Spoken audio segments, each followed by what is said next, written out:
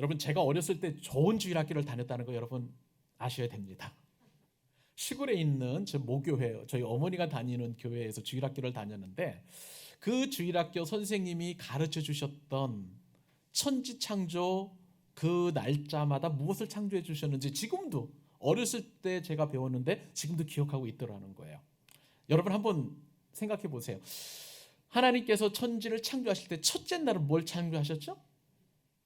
빛입니다. 그죠? 빛. 왜냐하면 첫째 날이니까 한 글자. 무엇을 창조하셨다고요? 빛이에요. 그러면 둘째 날에는 두 글자인 궁창을 창조하셨습니다. 여러분께 한번 퀴즈를 내죠. 셋째 날에는 몇 글자 창조를 하셨을까요? 네, 맞습니다. 세 글자입니다. 그래서 셋째 날에는 뭘 창조하셨냐면 뭐죠? 땅, 바다입니다. 그래서 세 글자이고요. 자, 그렇다면 오늘 저와 여러분이 읽었던 이 넷째 날 창조는 여러 가지 설명들이 있어서 이것을 일목요연하게 넷 글자로 이렇게 압축할 수가 없어요. 하나님께서 궁창에 광명체들을 두셨다고 말씀하셨고요. 그 큰 광명체를 창조하시고 작은 광명체를 창조하시고, 그래서 낮을 주관하게 하시고 밤을 주관하게 하셨는데, 이것을 네 글자로 압축하기가 참 쉽지 않아요. 그러니까 선생님께서 아주 재미있게 가르쳐 주셨습니다. 넷째 날에는 네 글자 창조를 하셨는데 일월성신이에요. 자, 일은 뭐일까요? 해, 일이죠. 또 한자로 월은 어떤 거예요? 달, 월입니다. 그 다음에 별성, 별신 해서 별들을 창조하신 일월성신, 이렇게 넷째 날을 창조하셨다고 가르쳐 주셨습니다. 자, 그러면 다섯째 날은 뭘 창조하셨을까요? 다섯 글자인데요. 새와 물고기를 창조하셨다. 새와 물고기. 주일학교 잘 나왔죠, 제가? 여러분들도 이제 아마 창조 순서를 잊지 않으실 거라고 저는 생각을 합니다.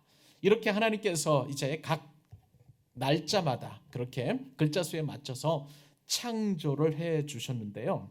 자, 그런데 여러분, 하나님께서 만물을 창조하신 순서는 우리가 상식적으로 생각하는, 이성적으로 생각하는 창조 순서와는 굉장히 달라요.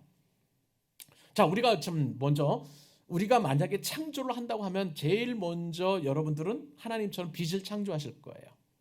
빛은 이제 온 우주에 있는 거니까 그 다음에 우주를 창조하셨을 거고요. 당연히 우주에는 해와 달과 별들을 먼저 창조하셔야만 되는 것입니다. 그런 다음에 우주 안에서 지구를 만드셔야 하고요.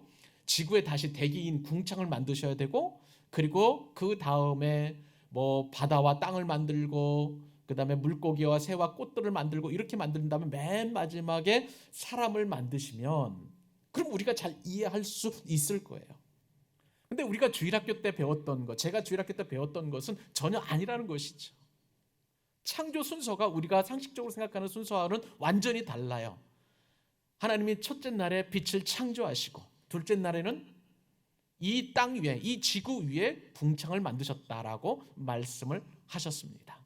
또 셋째 날에는 뭐예요? 셋째 날에는 하나님께서 창조하신 것은 땅과 바다예요. 지구를 덮고 있는 땅과 바다를 먼저 창조하시고, 넷째 날에 돼서야 하나님께서는 일월성신을 만드시고, 그리고 다섯째 날에는 새와 물고기, 여섯째 날에 사람을 만드셨다는 것입니다. 우리가 보면 과학적으로나 우리는 이제 진화론적으로 이렇게 상식을 가지고 있기 때문에 이 창조 순서와 그리고 또한 우리가 알고 있는 이성적인 이 순서가 전혀 다르다는 거예요. 그러니까 우리는 과학적으로 볼 때 하나님의 창조 순서는 마치 신화와도 같고 우리가 믿을 수 없는 것처럼 그렇게 받아들여지는 것입니다. 이것이 바로 하나님의 말씀과 우리 일반 상식 또는 과학과 다른 점이라고 할 수가 있겠습니다. 그런데 여러분, 분명한 것은 우리가 이 하나님의 말씀 창조 순서를 과학적으로 일일이 다 맞추어서 설명할 수는 없지만 분명한 원칙이 하나님께서 원칙을 가지고 천지를 창조하셨다는 거예요. 그 원칙이 무엇입니까? 하나님이 보시기에 좋았다. 맞습니다. 하나님이 보시기에 좋은 그 순서대로 그렇게 창조하셨습니다. 마치요, 이것은 이렇게 설명할 수 있을 것 같습니다. 건축가는요, 머릿속에 집을 어떻게 지을 것인가에 대한 구상을 먼저 하잖아요. 그런 다음에 그 구상을 이제 설계 도면으로 나타나게 되고 그 설계 도면대로 이제 집을 건축을 하게 됩니다. 마찬가지로 하나님께서는 우리를 위해서 먼저 어떻게 하면 사람을 편안하게 살 수 있을까, 행복하게 살 수 있을까 구상을 하시고 그 구상의 순서대로 맞추어 가지고 하루하루 이렇게 천지를 창조해 나가셨다는 거예요. 여러분이 이 땅을 태어나시기 전에 부모님이 먼저 사랑을 하셨습니다. 그리고 그 사랑의 결과, 그 다음에 우리가 이 땅에 태어나기 전에 안락하고 행복하게 살 수 있도록 과정을 이끄시고 꾸미시고, 그 다음에 집을 만들어 놓으시고 생활의 터전을 만드시고, 그리고 나서 우리가 이 땅에 태어날 수 있도록 그렇게 만드신 것과 같은 이치라고 보시면 되겠습니다. 그러므로 이 창조 순서는요, 저와 여러분을 향한 하나님의 사랑의 순서라고 보시면 되겠습니다. 하나님은요, 우리를 너무너무 사랑하셨어요. 그래서 그 사랑 가운데 어떻게 하면 이 사람이 행복하게 살 수 있을까? 그래서 한순간 한순간 최선을 다하셔서 참으로 온 우주 만물을 만드시고 사람을 만드셨다는 거예요. 오늘 본문이 바로 그 네 번째 순서를 이제 우리가 말씀을 통해서 교훈을 받을 텐데, 저는요 오늘 말씀을 묵상해 보면서 우리 광교 사랑의 교회를 설립하신 그 하나님의 놀라운 은혜를 다시 한번 경험하게 되었습니다. 사랑하는 여러분, 여러분이 지금 이 자리에서 이렇게 행복하게 예배 드릴 수 있도록 하나님께서는요 오래전부터 작정하셨는데, 저로 하여금 환난과 어려움과 역경을 겪게 하시고 신학을 공부하게 하시고 그리고 목사가 되게 하셨습니다. 그리고 이곳에 광교 사랑의 교회를 설립할 수 있도록 모든 준비를 다 마친 이후에 여러분들이 그렇게 신앙생활 할 수 있도록 하나님께서 만들어 놓으셨다는 거예요. 오늘 5명의 우리 청년 형제 자매들이 이제 새가족 수료를 하게 되었습니다. 이 새가족 수료를 통해서 여러분이 더 신앙생활을 행복하고 복되게 할 수 있도록 하나님께서는 미리 준비를 다 해놓으셨다는 거예요. 그 하나님이 바로 나의 하나님이시고 그 하나님이 바로 여러분 한 사람 한 사람의 하나님이신 줄로 믿습니다. 여러분, 이 믿음을 가지고요 우리는 행복하게 이 광교 사랑의 교회에서 하나님을 만나고 천국을 경험하고 그리고 신앙생활을 해야 되는 것입니다. 오늘 그 은혜가 이 시간 예배하는 여러분 모두에게 충만하게 임할 수 있기를 간절히 소원합니다. 자, 오늘 본문에 보면 제목을 여러분 먼저 설교 제목이 뭔가요? 밤낮으로 하는 순종이에요. 하나님께서 일월성신 온 우주의 천체들을 만드시고 밤과 낮으로 순종하게 하셨는데, 우리 역시도 하나님께 대한 이 사랑을 주신 하나님께 대한 순종을 해야 하는데, 그 순종이 밤낮 순종이 되어야 되는 것입니다. 이 순종을 드림으로 말미암아 하나님을 기쁘시게 하고 영화롭게 하는 저와 여러분 되실 수 있기를 바랍니다.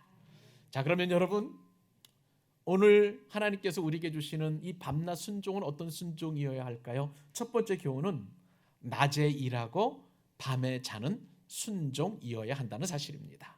자, 한번 같이 한번 해볼까요? 낮에 일하고 밤에 자는 순종. 예, 말씀을 드린 대로 하나님께서는 원칙을 가지시고 천지를 창조하셨어요. 하나님 보시기에 좋았더라. 이 원칙 아래 하나님은 사람이 살기에 적합하도록 온 우주 만물을 카오스에서 코스모스로, 무질서에서 질서로 하루하루 이렇게 차곡차곡 창조해 가셨습니다. 이 원리로 이제 첫째 날에는 빛을, 둘째 날에는 궁창을, 셋째 날에는 땅 바다를 만드시고 넷째 날은 일월성신을 만들으셨어요.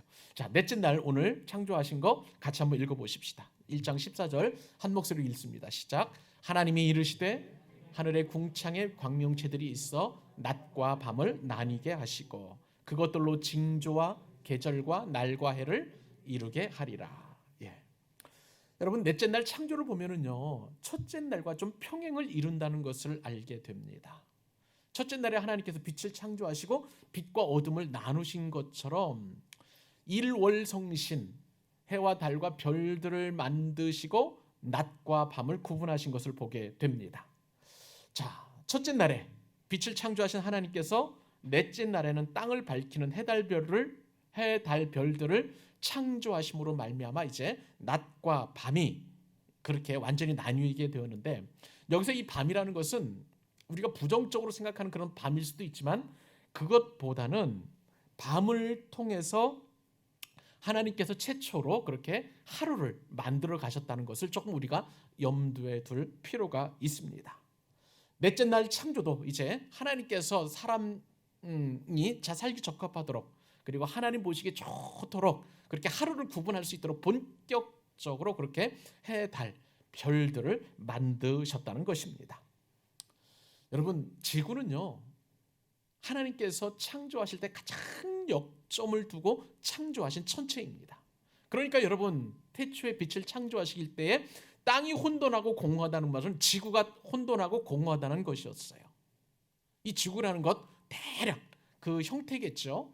그것을 통해서 하나님께서는 빛을 첫날에 만드셨다는 것을 보게 됩니다. 그러므로 이 지구는 굉장히 사람이 살도록 창조된 복잡한 천체이고, 태양과 달은 오히려 이 지구에 비해서는 별 그렇게 복잡하지 않은 그런 천체로 보시면 되겠습니다. 이따가 좀 구체적으로 설명을 드리겠습니다만은, 지구야말로 하나님이 보시기에 가장 좋은 사람이 살기에 적합한 그런 천체였다는 것입니다. 이 넷째 날에 하나님께서 천지를 창조하실 때 명령을 두 가지 내리셨는데, 첫 번째 명령은 뭐냐면 궁창에 천체들이 있게 하셨어요. 그리고 그 천체들로 하여금 낮과 밤을 나누라, 그렇게 명령하셨습니다. 사랑하는 여러분, 그래요. 하나님께서 이 해, 달, 별들을 만드신 이유는 다른 게 아니에요. 우리가 그것을 보고 숭배하라는 것이 아니라 단지 이 천체들로 말미암아서 하루를 구분하도록, 나뉘도록 그렇게 만드셨다는 것입니다. 그러므로 여러분, 천체는요, 숭배의 대상이 아닌 줄 믿으시기 바랍니다. 우리가 새해 되면 TV 뉴스를 보게 되면은요, 일출 지역을 현장으로 연결해서 생중계하는 그런 프로그램을 자주 보게 됩니다. 그럴 때마다 정말 수많은 구름대와 같은 인파들이 뭐 육지에 가장 먼저 동이 트는 포항의 호미곶, 아니면은 울릉도를 연결하고 또 제주도 어느 곳을 연결을 해가지고요, 새해 소원을, 일출을 보면서 새해 소원을 비는 그러한 현장 생중계를 하는 것을 보게 돼요. 우리 그리스도인은요, 해를 보고 소원을 빌어서는 안 됩니다. 또 얼마 전에 정월 대보름이 있었었는데요, 정월 대보름, 제가 어렸을 때까지만 해도 시골에서 이제 그 달맞이 집 태운다고 하면서, 그 달맞이 집을 태우면서 정월 대보름 보름달을 이렇게 보고 강강술래를 하면서 소원을 비는 그런 일들도 많이 있었어요. 이것도 천체를 보면서 또 복을 기원하는 그런 일이 될 것입니다. 어떤 사람들은요, 또 별을 보고 점을 치는데, 이것이 오늘날에는 또 별자리 운세를 이렇게 보는 그런 어떤 점을 치는 사람들이 있어요. 젊은이들이 자주 가는 홍대나 혹은 연남동 일대에는 타로점 치는 사람들이 그렇게 많다고 합니다. 이 타로점이 바로 별점을 치는 거예요. 여러분, 우리 청년들 데이트를 할 때요, 장난으로라도 그리고 심심풀이라도 이 별점을, 타로점을 치지 않기를 바랍니다. 이것은 역시 창조주께서 우리에게 주신 이 해달 별들의 역할은 낮과 밤을 나누는 경계에 불과하지, 그것이 우리의 예배를 받고 우리의 소원을 들어주고 하는 그런 일들과는 전혀 상관이 없다는 거예요. 하나님께서는 바로 이 해달 별들을, 낮과 밤을 나누시도록 그렇게 창조하셨습니다. 자, 두 번째는요, 이 해달 별들에게 주신 하나님의 명령은 뭐냐면, 이 해달 별들로 말미암아 징조를 나타나게 하고, 해를 나타나게 하고, 계절을 나타나게 하고, 날을 나타낼 수 있도록 그렇게 하나님께서 이 우주 천체를 만드셨다는 거예요. 징조는 기근이나 재앙이나 지진, 전쟁과도 같은 그런 나쁜 의미도 있지만, 그것보다는 하나님께서 이 해달별들을 만드신 이유는 낮과 밤을 알리는 징조를 알리는 그런 도구로서의 징조를 보시면 되겠습니다. 그리고 이것이 나중에는 미래 사건을 알리는 징조로도 이제 등장을 하게 되고요, 예수님께서 다시 오실 때에 어떠한 이 해달 별들의 변화가 있는지에 대한 징조를 나타내시기 위해서도 창조하셨고, 무엇보다도 일기예보도 이 징조를 보고, 해달 별들의 징조를 보고도 알 수 있습니다. 근데 성경에서 이 해달 별들을 창조하신 두 번째 유력한 그 이유는 뭐냐면요, 이것을 통해서 경건한 징조가 되게 함이었습니다. 첫 번째 징조는 낮과 밤을 구분하는 징조뿐만 아니라 이제 더 좋은 경건의 징조는 무엇이냐면, 다윗은요 이 해달 별들을 보고 하나님이 창조하신 놀라운 창조를 찬양하는 도구로 이 해달 별들의 징조를 사용한 것을 보게 됩니다. 시편 8편 3절과 4절 한번 보실까요? 다윗이 이렇게 찬양합니다. 주의 손가락으로 만드신 주의 하늘과 주께서 베풀어 두신 달과 별들을 내가 보니, 사람이 무엇이기에 주께서 그를 생각하시며 인자가 무엇이기에 주께서 그를 돌보시나이까. 다윗은요 은혜가 충만한 사람이었어요. 그러니까 이 해달 별들을 보고 하나님께서 베풀어 두신 이 천체들을 보고 하나님이 어떤 분이신지, 그리고 그 천체를 바라보면서 내가 얼마만큼 하나님의 사랑을 받는 사람인지를 그렇게 분명하게 찬양하고 노래했다는 거예요. 사랑하는 여러분, 우리 해달 별들을 보고 경배하거나 소원을 비는 것이 아니라 오히려 하나님을 찬양하는 도구로 이 해달 별들과 천체들을 사용할 수 있기를 주님의 이름으로 축복합니다. 여러분, 다윗은 이 창세기를 기록한 사람은 모세예요. 그런데 모세가 얼마나 많은 사람들이 이 천체를 보고 숭배를 했으면 의도적으로 해달 별들을 표현하지 않아요. 여러분 보세요. 오늘 본문에 보면 이 해달 별들을 어떻게 표현하고 있냐면, 해는 큰 광명체라고 부르고 있습니다. 그렇죠? 그렇다면 달은 뭐예요? 작은 광명체예요. 이렇게 의도적으로 해달 별들을 나타내지 않고 있는 것을 보게 됩니다. 1월 성신을 통해서 계절도 알게 되죠. 봄, 여름, 가을, 겨울의 변화를 알게 되고요. 또 1월 성신을 통해서 하루가 지나가고 그 다음 날이 오는 날의 변화에 그것도 알게 되고, 이것이 365번 모이면 해가 바뀐다는 것도 알게 되었습니다. 그러니까 해달 별들은 자신에게 주어진 역할들을 충분하게 지금 감당하고 있는 것을 보게 됩니다. 낮을 주관하고 밤을 주관함으로 말미암아 밤낮으로 하나님 창조의 목적에 맞게 그렇게 순종하고 있다는 사실입니다. 궁창의 광명체들이 이렇게 하나님의 창조 목적과 섭리에 순종한 것처럼, 그렇다면 하나님께서 창조하신 저와 여러분들도 밤낮 순종하는 이 천체들처럼 하나님께 순종해야 될 줄로 믿습니다. 하나님은 사람에게요 낮에는 뭐라고 우리에게 낮을 주셨냐면 일하라고 주셨습니다. 그렇다면 밤에는요 쉬고 잠자라고 그렇게 하나님께서 우리에게 낮과 밤을 주신 줄로 믿습니다. 그러므로 하나님의 사랑을 받은 사람은 낮과 밤에 순종하는 그러한 자연의 섭리에, 하나님께서 만들어 오신 창조 목적에 그대로 순종해야만 하는 것입니다. 근데요 제가 말씀을 준비하면서 보니까 현대인들이 가장 불순종하는 게 뭐냐면은 이 밤에 잠을 자지 않는 불면이 하나님 앞에 드리는 가장 큰 불순종임을 말씀을 묵상하면서 깨닫게 되었습니다. 자, 밤 늦게까지 깨어 있다 보니까 많은 사람들이 지금 불면증에 시달리고 있어요. 수면 장애에 시달리고 있습니다. 제가 올 1월 7일자에 실린 한 경제신문 기사를 읽게 되었는데요. 그때 보니까 건강보험심사평가원에서 발표한 우리나라 불면증 환자가 2016년에 54만 2,939명이었습니다. 그런데 불과 4년 뒤에는 2020년에는 65만 8,675명이나 늘어나서 그 증가율이 무려 21.3%나 늘어났다는 거예요. 자, 그러면 여러분, 도대체 하나님께서 불을 끄시면 잠을 자야 되는데 그 불 끄신 그 순간에도 사람들은 잠을 자고 있지 않다는 그런 방증 아니겠습니까? 현대인들은요 보통 밤에도 잠을 잘 생각을 하지 않고 있습니다. 그러면 이 시간에 뭘 할까요? 어떤 사람은 게임을 합니다. 어떤 사람은 텔레비전을 시청합니다. 어떤 사람은 또한 스마트폰을 조작을 합니다. 특별히 잠을 자기 전에 이 스마트폰을 조작하는 것은요, 굉장히 수면의 장애를 일으키고 있다는 의학 보고서가 있습니다. 이 스마트폰에서 나오는 그 백라이트 불빛, 이것은요 뇌를 자극하는데, 이 전자기기에서 그 방출하는 이 블루라이트는 멜라토닌 분비를 방해해가지고 숙면을 취할 수 없도록 한다는 거예요. 그러므로 여러분, 밤에 잠을 잘 못 주무시는 분들은 텔레비전이나 혹은 이 스마트폰 조작을 삼가하셔야만 하는 거예요. 그래야 숙면을 취할 수 있다는 겁니다.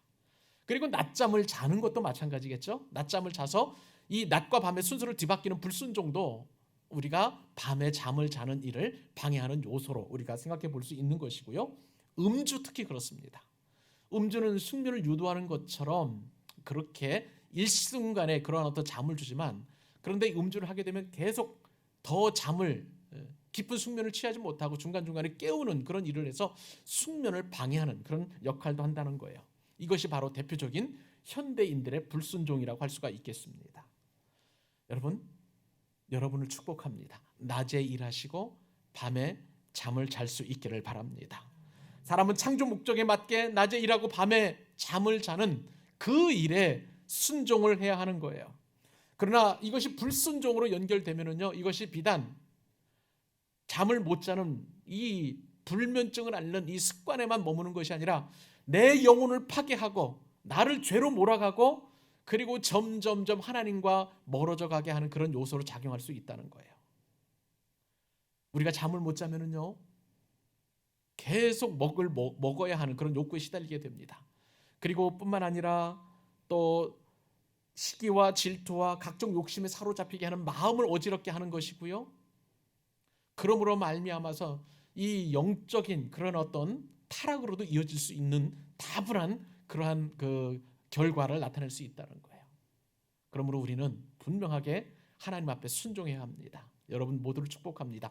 천체가 낮과 밤이나 그렇게 하나님 앞에 순종했다면 저와 여러분 역시도 하나님의 천지 창조 섭리의 목적에 맞게 낮에 일하고 밤에 자는 그런 순종을 들여서 하나님을 기쁘시게 하는 인생 되기를 주님의 이름으로 축복합니다. 자, 오늘 밤낮으로 하는 순종, 두 번째 순종은 어떤 순종일까요? 그것은요, 따라서 해보십시다. 빛을 비추는 순종. 어떤 순종입니까? 맞아요. 빛을 비추는 순종입니다.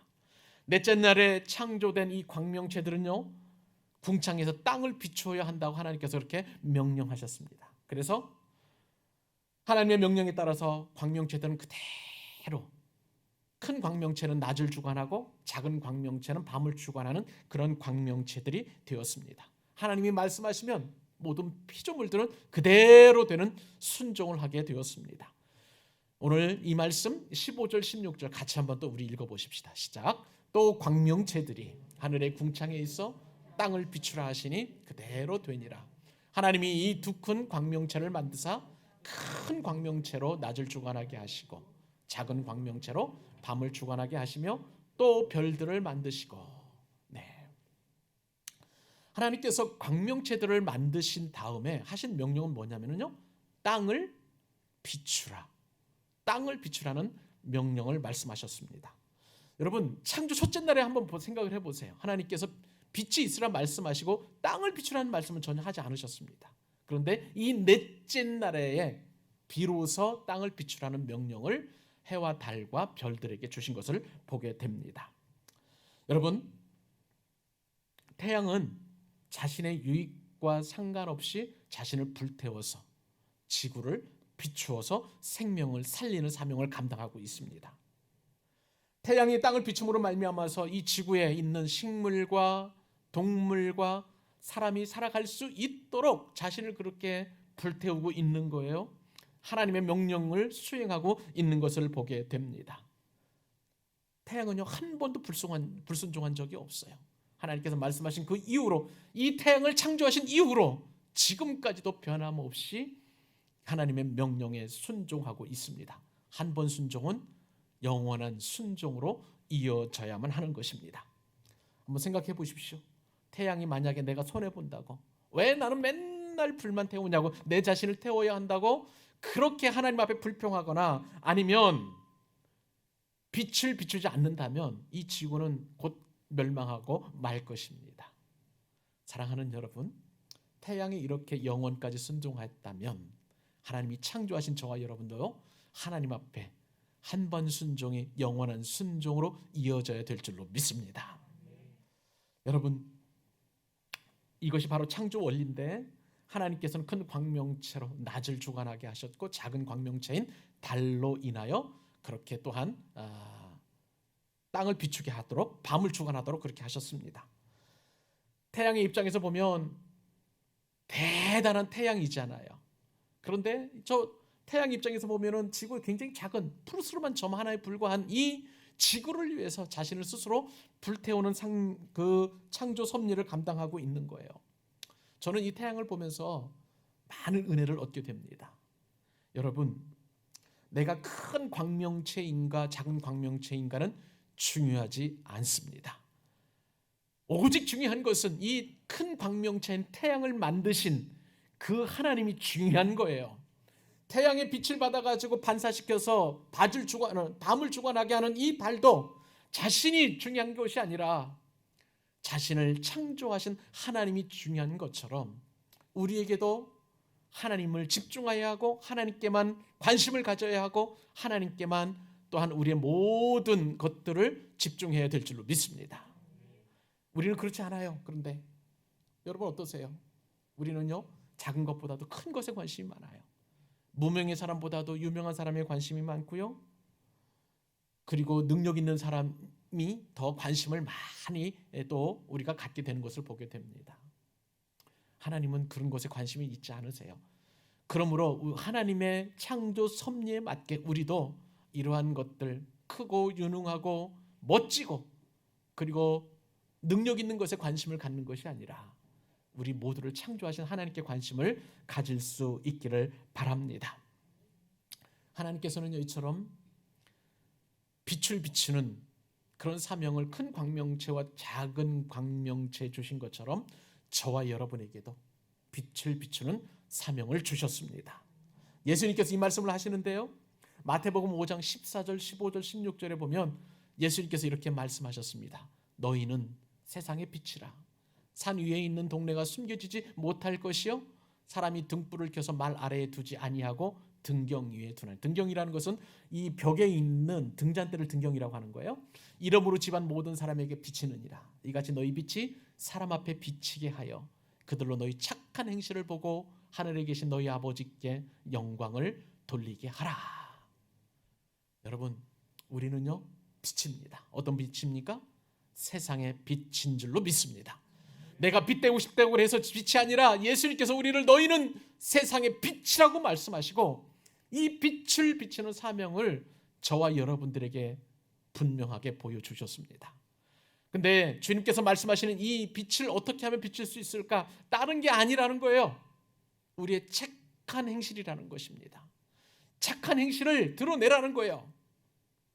작은 선행들, 그리고 우리가 어렵고 힘든 이웃들을 돌보는 일, 사랑하는 일, 그리고 힘겹게 인생을 살아가는 사람들에게 이 빛을 비치게 되면 그 빛을 통해서, 착한 행실을 통해서 하나님 아버지께 영광이 돌려지게 된다는 사실입니다. 여러분, 우리가 세상에 비친 이 사명을 감당할 때에 여러분 착한 행실이라고 그랬습니다. 착한 행실.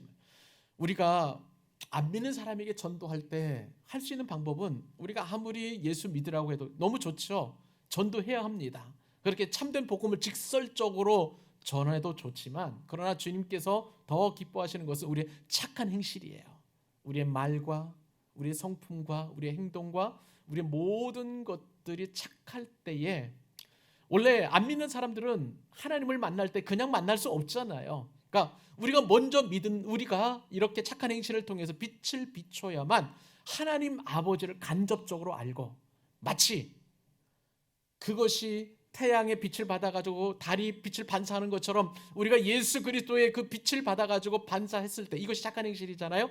그래서 많은 사람들이 주께로 돌아오는 그러한 영광을 돌려드리게 할 수 있다는 사실이에요. 사랑하는 여러분, 우리 결단하십시다. 빛을 비추는 사명 감당하실 수 있기를 바랍니다. 그것이 착한 행실이에요. 다른 것이 아니라 착한 행실인 것입니다. 참빛이신 예수님을 받는 사람들은 빛을 반사할 수밖에 없어요. 반사할 수밖에 없습니다. 그 빛을 통해서 문 영혼들을 주께로 돌아와요. 하늘의 궁창의 별과 같이 빛나는 인생들 될 수 있기를 주님의 이름으로 축복합니다. 마지막으로요, 밤낮으로 순종하는 인생 세 번째 교훈은 무엇일까요? 그것은요, 태양이 없어도 하루가 되는 순종이라는 사실입니다. 태양이 없어도 하루가 된다는 거예요. 하나님의 천지를 창조하셨습니다. 그런데 우리가 자꾸 말씀을 묵상해 가면서 이해되지 않는 것 가운데 하나가, 태양이 없는데도 하나님께서는 저녁이 되고 아침이 되니, 그 표현을 쓰면서 하루가 지났다고 이렇게 표현하고 있습니다. 여러분 기억하시죠? 첫째 날 창조하신 이후에 저녁이 되고 아침이 되니 이는 첫째 날이라. 그리고 저녁이 되니 아침이 되니 둘째 날이라. 그리고 우리가 지난주에 살펴봤던 것처럼 저녁이 되고 아침이 되니 이는 셋째 날이라. 그렇게 표현되었어요. 태양이 없는데도 이렇게 첫째 날, 둘째 날, 셋째 날이 하루하루가 지나갔다는 사실이에요. 자, 이것이 바로 이제 오늘 본문에서 태양이 만들어지면서 이제 본격적으로 하루의 주기가 바뀌게 되는데, 오늘 그 말씀 17절로 19절까지 같이 한번 읽습니다. 자, 시작.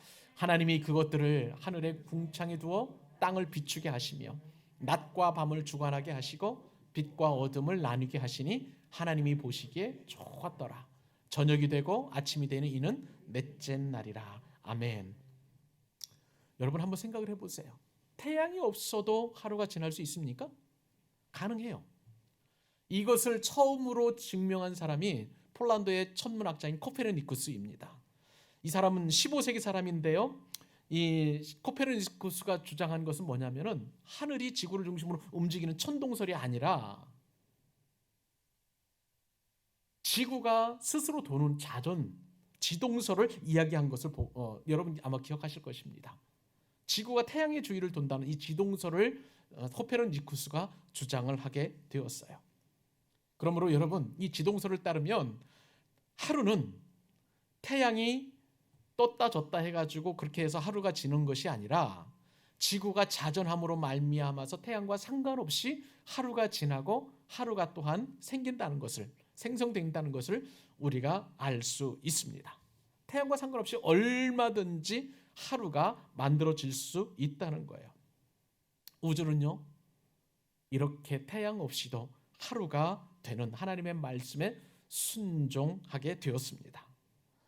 창조 첫째 날에 이 땅이, 그러니까 지구가 등장하고 그 땅은 셋째 날 궁창 안에 물이 한 곳으로 모이면서 묻이 드러나게 되었습니다. 이때까지만 해도 땅에는 아무런 생명이 살고 있지 않다가 땅이 솟아오르면서 이제 식물이 질서대로 그렇게 창조되었다고 지난주에 우리가 말씀을 묵상하게 되었죠. 생각을 해보세요. 태양이 없는데도 식물이 살 수 있었다는 거예요. 왜 그럴까요?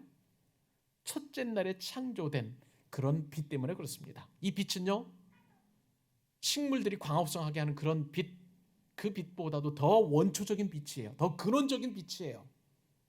우리가 빛을 이야기할 때 첫째 날 창조하실 때도 잠깐 말씀을 드렸습니다만은 태양빛이 모든 빛의 근원은 아니에요. 우리가 형광등 빛도 열기도 없으면서도 불구하고 빛을 비추는 근원적인 빛이 얼마든지 있을 수 있다는 것을 제가 말씀을 드린 적이 있습니다. 근데 이 넷째 날 태양이 창조되면서 이제 본격적으로 식물이 광합성할 수 있는 그런 빛이 찬란하게 비추게 되었는데요. 태양 참 대단하잖아요. 특별히 태양이 떠오르는 이 장관을 생각하면 참 기가 막힌 그런 어떤 태양의 역할로 인해서 우리가 대단하게 볼 수 있습니다. 근데 태양이 지구에 없어서는 안 될 존재임에도 불구하고 말씀을 드린 대로 하나님께서는 그 이름을 부르지 않으셨어요. 큰 광명체, 작은 광명체로 그렇게 하나님께서는 모세를 통해서 그렇게 이 해달 별들을 이렇게 표현하게 하셨습니다. 넷째 날 창조를요. 그 이유는 아까 말씀드린 것처럼 사람들이 자꾸 이 태양을 숭배하려고, 달을 숭배하려고, 별을 숭배하려고 하기 때문에 그렇습니다. 여러분, 이 태양을 숭배하는 것들은요, 전 세계적인 현상이었어요. 특별히 애굽의 이 바로 왕, 이 바로 왕은요 주전 약 14세기 1400년 전쯤에 애굽의 아멘호텝 4세라는 사람이 태양신을 그 레라는 태양신을 유일신을 섬기게 하고 그 다음부터는 왕은 자신은 태양의 아들로 이렇게 숭배하도록 했습니다. 그래서 그 이름이 바로가 된 거예요. 태양의 아들이라는 뜻을 가지고 있습니다. 그렇게 애굽도 태양신을 섬겼고요. 뿐만 아니라 바벨론, 그 다음에 팔레스타인 지역에서도 바알로 숭배됐죠. 바벨론 지역에서도 아수르에서도 태양을 샤미시라는 그 신으로 숭배하게 되었고요. 페니키아에서도 바알 함몬이라는 그 이름으로 태양이 숭배되었습니다. 어디 그뿐입니까? 유럽에서는요 아폴로가 태양의 신 아니겠습니까? 그래서 그리스에서도 그렇게 신으로 섬김을 받게 되었고, 그리고 고대의 인도에서도 아시아에서도 태양신을 섬겼고, 저 아메리카의 멕시코나 혹은 페루에서도 태양신을 숭배하는 그런 사상이 있었습니다. 그러니까 이 태양은요 전 세계 복음을 통틀어서 다 신으로 추앙받는 그러한 대단한 존재로 사람들로부터 숭배되었다는 거예요. 그렇다면 21세기 이 시대에는 태양을 숭배하지 않습니까?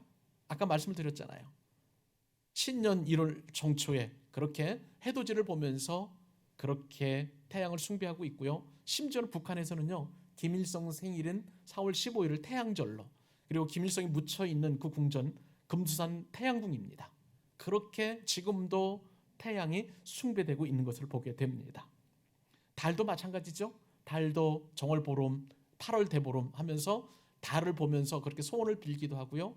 그리고 북두칠성신이라고 해서 우리나라 옛날에 보면은 그렇게 신도 섬겼습니다. 그러니까 해달 별들은 계속 사람들로 하여금 그렇게 추앙받고 예배의 대상이 되었다는 것이에요. 근데 여러분, 우리는 실제적으로 이런 태양이나 달이나 별을 숭배하지 않지만, 그러나 우리가 영적으로 볼 때에 얼마든지 태양처럼 숭배하는 것들이 있을 수 있음을 여러분 꼭 기억하실 수 있기를 바랍니다.